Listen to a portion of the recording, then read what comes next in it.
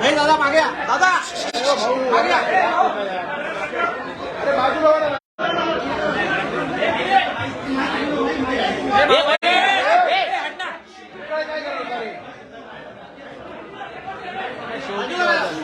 Rolling sir rolling.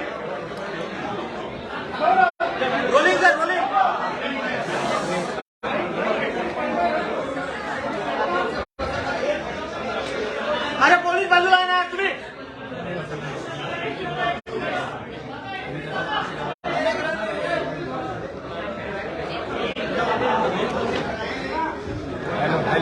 Hello hello सर्व पत्रकार मित्रांचं मी स्वागत करतो.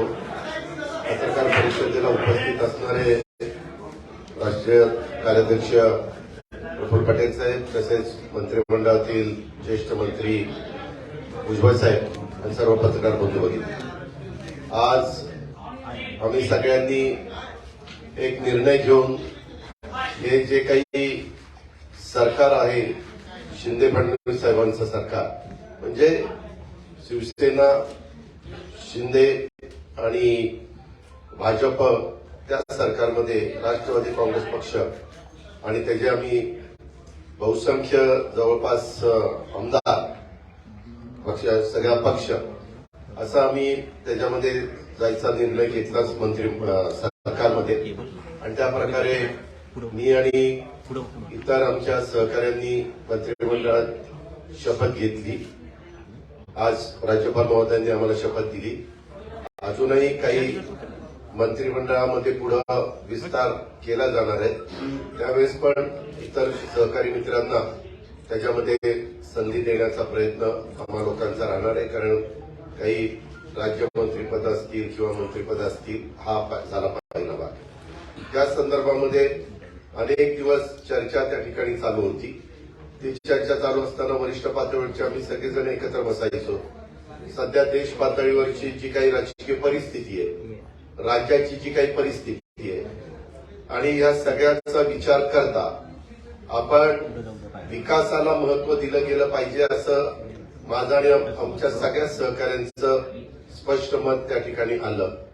आणि त्याच्यातून देशाचे पंतप्रधान नरेंद्र मोदी साहेब यांच्या नेतृत्वाखाली गेले 9 वर्ष जो काही कारभार चाललेला आहे, त्या कारभाराच्या निमित्तानं जर आपण बघितलं तर अतिशय मजबूतीनं देशाला पुढे नेण्याचा प्रयत्न हे मोदी साहेब त्या ठिकाणी करतायत.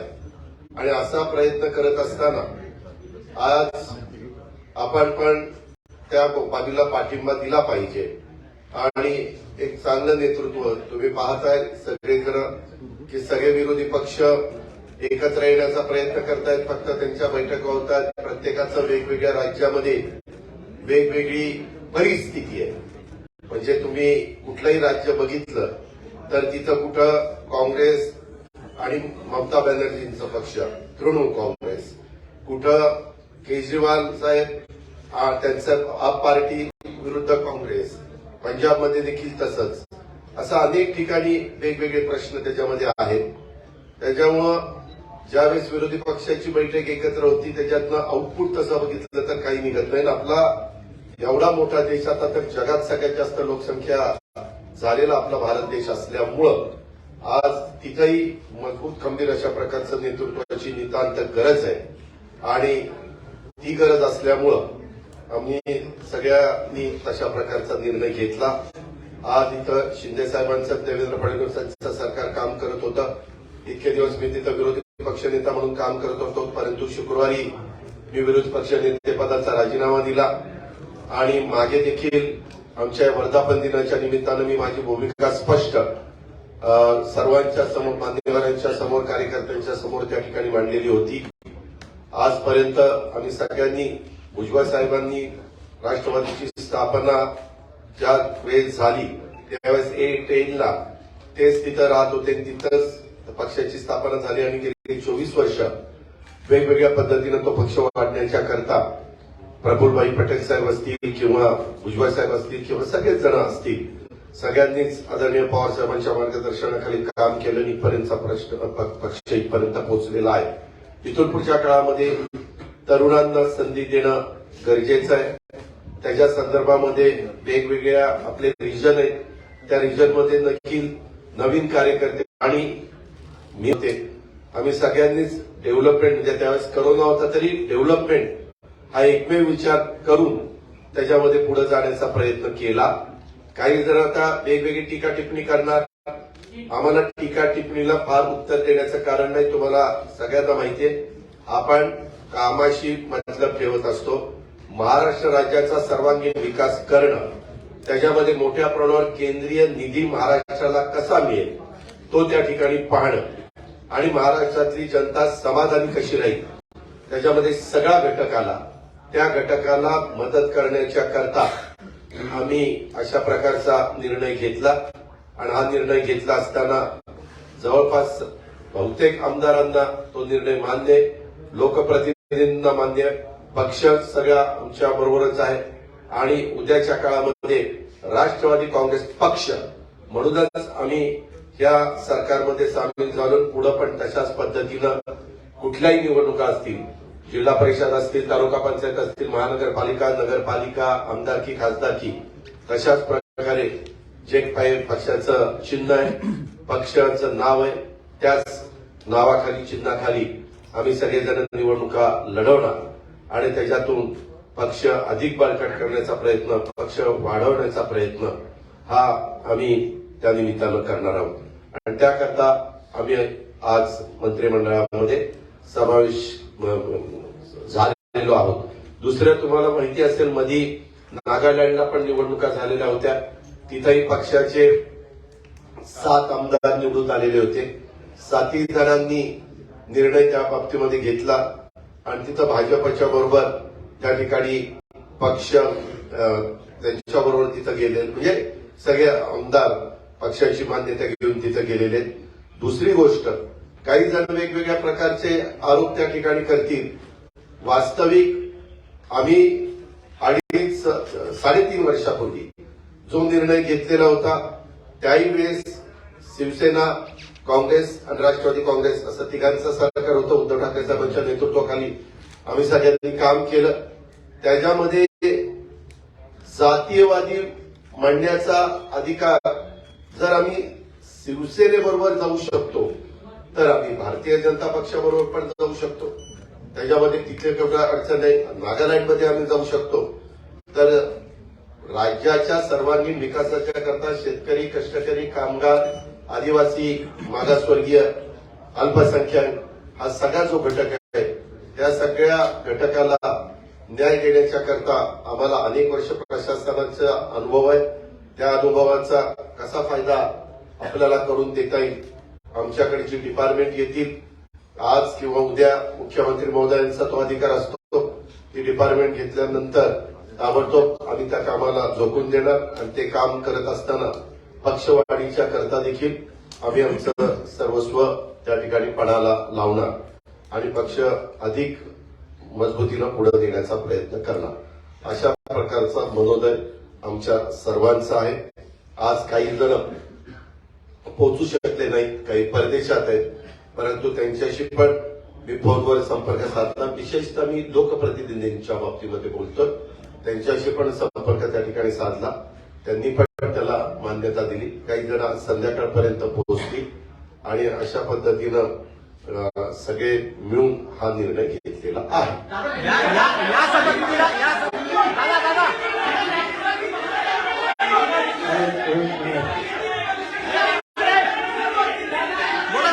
एक मिनिट.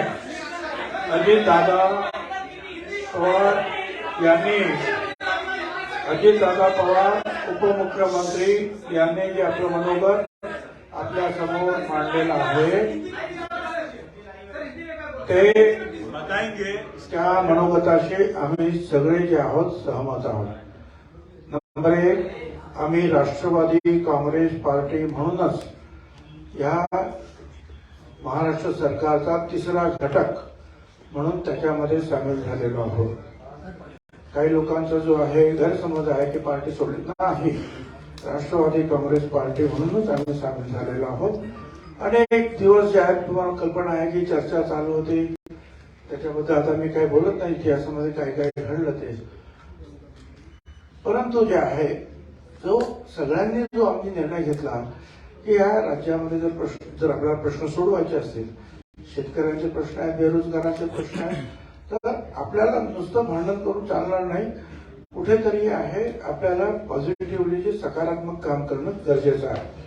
आम्ही तो निर्णय घेतला. एक नक्कीच आहे की या देशाचे प्रधानमंत्री मोदी साहेब त्यांच्यावर आम्ही अनेक वेळा टीका पण केली, पण हे नाकारता येत नाही की आज अतिशय मजबूतीनं देशाचं नेतृत्व त्यांच्या हातामध्ये अतिशय सुखरूप आहेत आणि ते जी कामं आहेत विकासाची, महाराष्ट्र सरकार असो किंवा भारत सरकार असो, विकासाच्या कामाला ताबडतोब निर्णय घेऊन किंवा जे काही अनेक प्रश्न जे आहेत त्या किचकट प्रश्नावर सुद्धा निर्णय घेऊन त्यांनी समाधान करण्याचा प्रयत्न केलेला आहे.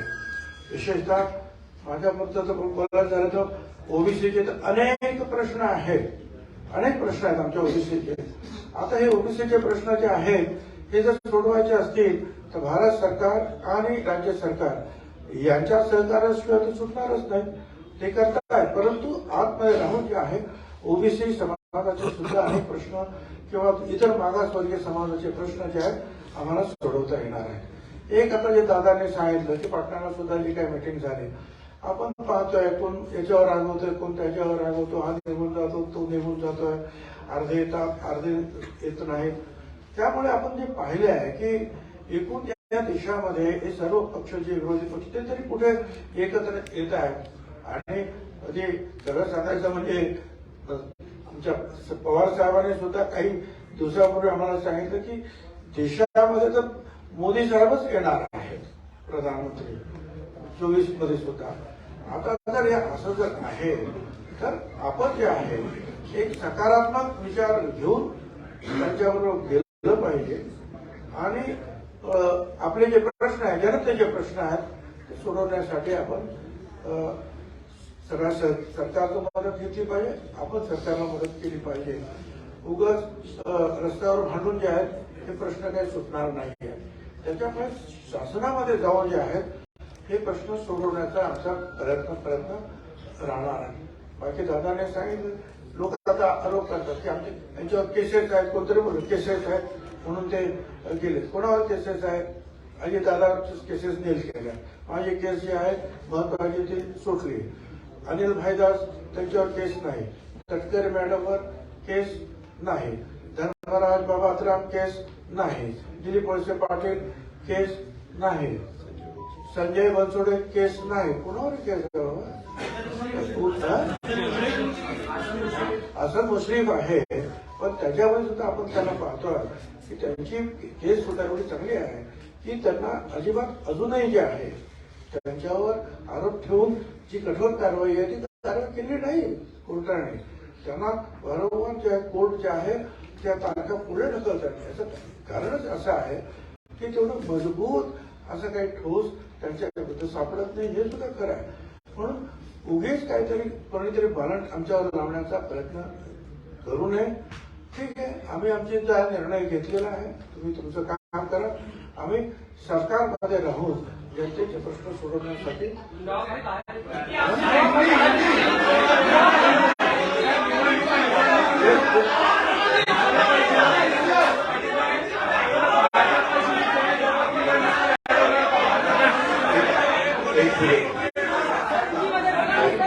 मेरा आपको ये कहना है,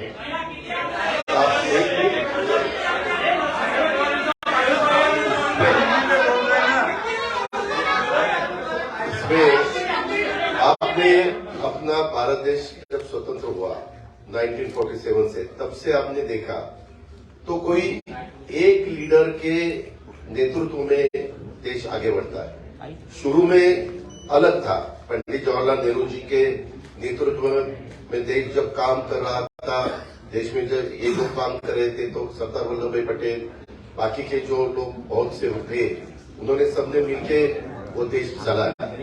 उसके बाद लाल बहादुर शास्त्री, इनका नेतृत्व है. उसके बाद इंदिरा जी का नेतृत्व है. इमरजेंसी के वक्त इंदिरा जी को अपने देश के लोगों ने थोड़ा सा बाहर उनको हरा दिया था, वो खुद भी हार गई थी.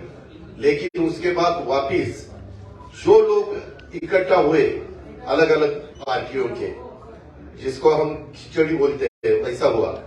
वो गवर्नमेंट ज्यादा चला नहीं, 2.5 साल के अंदर ही चुनाव हुए।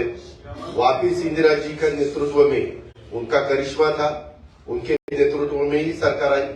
उसके बाद राजीव गांधी के नेतृत्व में सरकार आई। और ये सब होने के बाद बहुत सालों के बाद मैं भी मेंबर ऑफ पार्लियामेंट बना 91 में, ये भी 91 में, हम साथ साथ, तब एक कांग्रेस थी, कांग्रेस के मेंबर ऑफ पार्लियामेंट के नाते हम वहां चुनाव जीत के गए थे।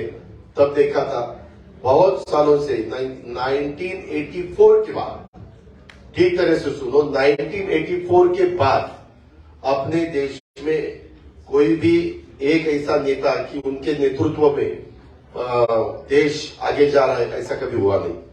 अलग अलग गुट को एक करके देश को चलाने की कोशिश की गई, लेकिन 9 साल आपने देखे होंगे, उसमें नरेंद्र मोदी साहब का नेतृत्व में आज देश काम कर रहा है।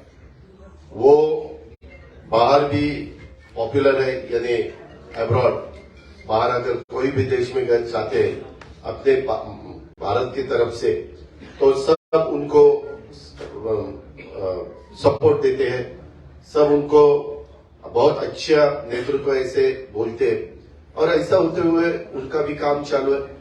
और ये काम करते वक्त आपने भी देखा वंदे भारत ट्रेन हो या अलग अलग बहुत से कुछ रोड्स हो, नेशनल हाईवे के जो कुछ काम हुआ है या 9-10 साल में, वो अगर आपने देखा, बाकी की डेवलपमेंट के बारे में, ऐसे सब ठीक तरह से चालू है।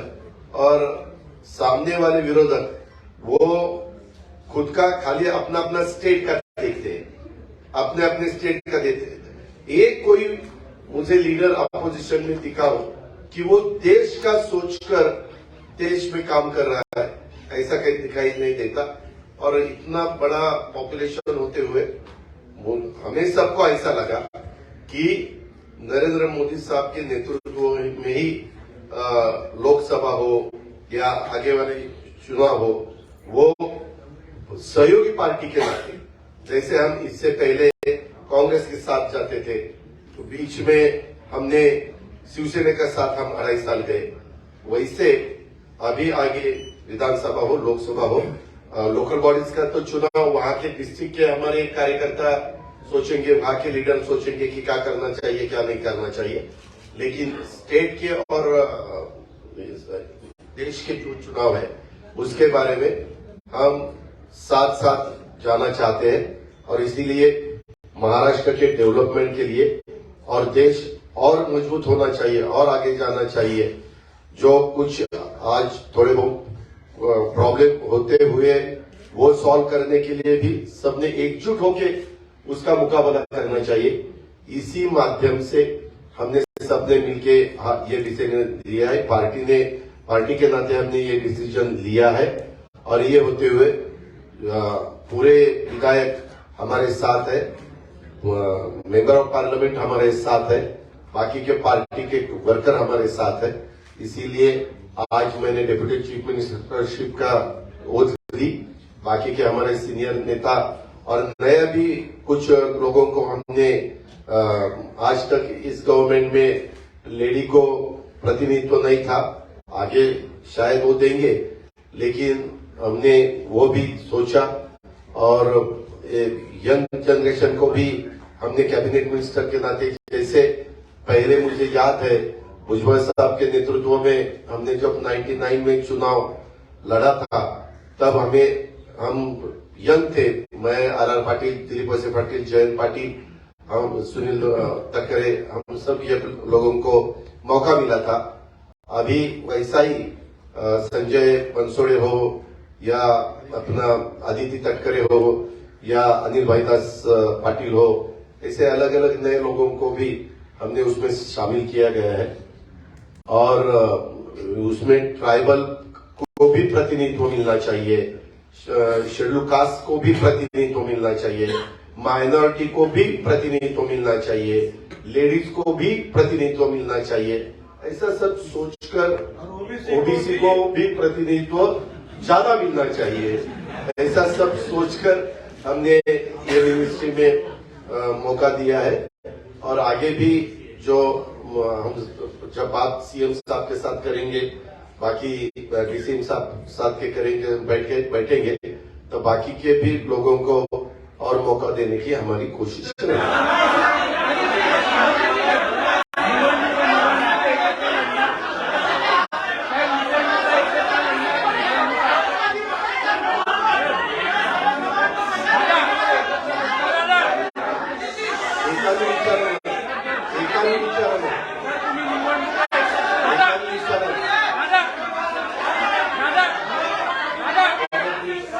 एकाने विचार मी विनंती करतो, मैंने जो कुछ कहा है वो सबके आपके सामने रखा।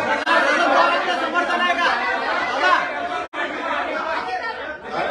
शरद पवारांचा पाठिंबा आहे का?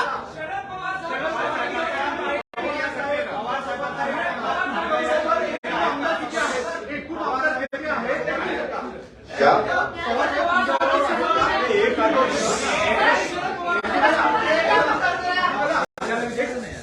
तुमच्याबरोबर आहेत का? दुसरी गोष्ट, तुमच्याबरोबर नेमकं आमदारांचा आकडा आहे का? 2/3 पूर्ण करता येतं की संपूर्ण? आमच्याकडं सर्व आकडा आहे. आम्ही काय एक मिनिट, आकडा काय, आमच्या बरोबर सगळे आमदार आहेत. आपण काळजी करू नका. आकडा सांगायला काही फटक्याचा आकडा काढायचा नाही आपल्याला, त्याच्यामुळं तुम्ही तो काही विचार करू नका. सगळेजण आमच्या बरोबर आहेत, पार्टी आमच्या बरोबर आहे. आम्ही सगळ्यांना त्या ठिकाणी सांगितलं, वरिष्ठांना पण सांगितलं, डेमोक्रेसीमध्ये बहुमताला त्या ठिकाणी महत्व दिलं जातं, ही आजपर्यंतची परंपरा आहे. आणि त्या पद्धतीनं पाठीमागच्या काळामध्ये देखील काँग्रेसमधनं राष्ट्रवादी काँग्रेस पार्टी बाजूला आली आणि नवी पार्टी उभी राहिली. त्यावेळेस भुजबळसाहेब, प्रफुल्लभाई या सगळ्यांनी साथ दिली आणि पार्टी पुढे गेली. त्याच्यानंतर वेळोवेळी पार्टीनं अनेकदा वेगवेगळे निर्णय घेतलेले 24 वर्षामध्ये आपल्यालाही सगळ्यांना माहिती आहे. आता बऱ्याच 24 वर्षामध्ये पाणी वाहून गेलेलं आहे. आता नवीन नेतृत्व पण पुढे आले पाहिजे आणि महाराष्ट्रातले प्रश्न सुटले पाहिजे, शेतकऱ्यांचे प्रश्न सुटले पाहिजे. कारण गेले 1 वर्षभर विरोधी पक्ष नेत्यांनी काम करत असताना किंवा भुजबळ साहेब आणि बाकीचे सगळेजण विरोधी पक्षाचे आमदार म्हणून काम करत असताना आम्ही फार बारकाईनं वेगवेगळ्या समस्या पाहिलेल्या आहेत. उद्याच्याला ज्यावेळेस कॅबिनेट होईल बुधवारी वगैरे, तर त्यावेळेस आम्ही ते मुद्दे समोर आणून सरकारच्या माध्यमातून ते वेगवेगळे विषय हाताळण्याचं काम करू, दिलासा देण्याचं काम करू आणि त्याच्यामध्ये कुठल्याही परिस्थितीमध्ये असे कुठले विषय येणार नाही की ज्याच्यातनं आम्ही 3 पक्षाचं सरकार हे सरकार चालवत असताना त्याच्यात कुठल्या अडचणी निर्माण होतील. कारण कधी कधी एकत्रपणे तुम्ही बघितलंय महाराष्ट्रात एका पक्षाचं सरकार येण्याचे तर दिवस संपलेलेच आहेत, सगळ्यांनी प्रयत्न करून पाहिला आणि त्याच्यामुळे साहजिकच काही सहकाऱ्यांना बरोबर घेऊनच सरकार बनवावं लागतं. हे 90 पासून आपण बघत आलेलं आहात. म्हणजे भाजप शिवसेनेचं सरकार असेल मागं किंवा 90चं पवार साहेबांचं सरकार असेल, सुधाकर नायकांच्या सरकारमध्ये हे होते, मी राज्यमंत्री होतो आणि त्याच्यानंतर अनेक म्हणजे सुरुवातीच्या काळामध्ये विलासराव देशमुखांचं आणि भुजबळ साहेबांचं सरकार, त्याच्यानंतरच्या काळामध्ये सुशीलकुमार शिंदे, विजयसिंह मोहिते पाटलांचं सरकार, त्याच्यानंतरच्या काळामध्ये अशोक चव्हाण साहेब आणि आर आर पाटलांचं सरकार, अशा प्रकारे अनेक सरकार आली आणि त्याच्यामध्ये आम्ही पृथ्वीराज चव्हाण साहेब आणि आमचं सरकार, आम्ही सगळ्यांनी त्याच्यामध्ये काम करण्याचा प्रयत्न केला. त्याच्यानंतरच्या काळामध्ये काही गोष्टी बदलल्या आणि त्याच्यातून वेगवेगळ्या वेळेस वेगवेगळे निर्णय राजकीय पक्षांना घ्यावे लागतात. परंतु असे निर्णय घेत असताना ज्याच्यात राज्याचं हित आहे, ज्याच्यात देशाचं हित आहे, एवढ्या प्रचंड मोठ्या संख्येचं हित आहे, हे बघूनच अशा प्रकारचे निर्णय घ्यावे लागतात आणि तशा प्रकारचा निर्णय आम्ही सगळ्यांनी मिळून घेतला.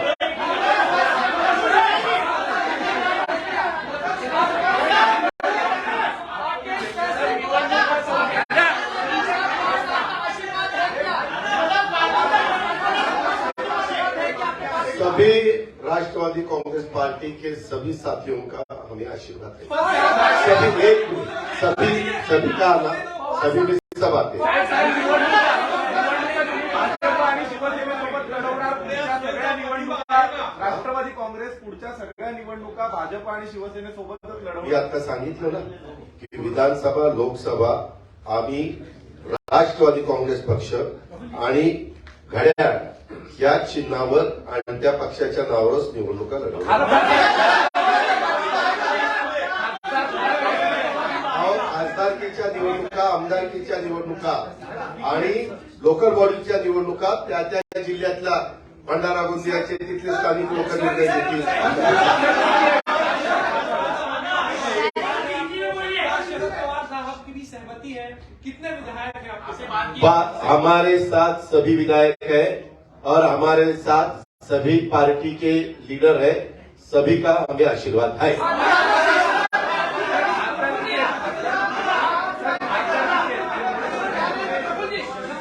नंबर आपको नंबर सभी यानी सभी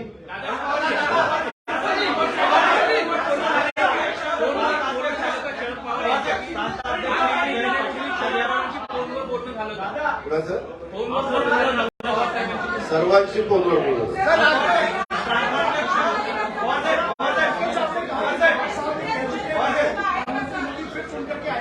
इसलिए हमने सकारात्मक फैसला लिया. तो ये अभी पवार साहब की मीटिंग में कहा ये बात.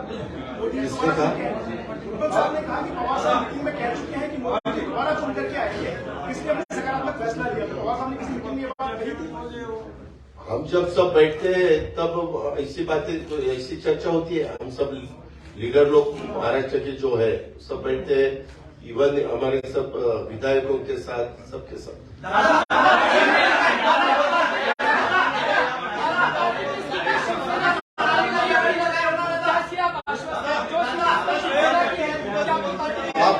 आपको आगे देखने को मिलेगा ही ना.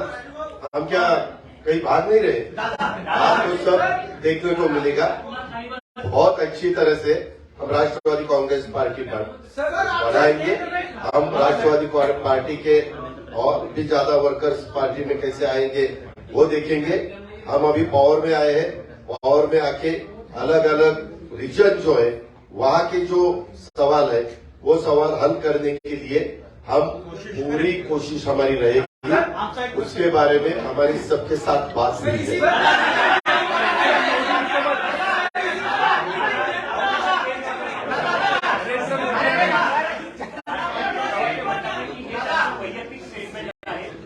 ये देखो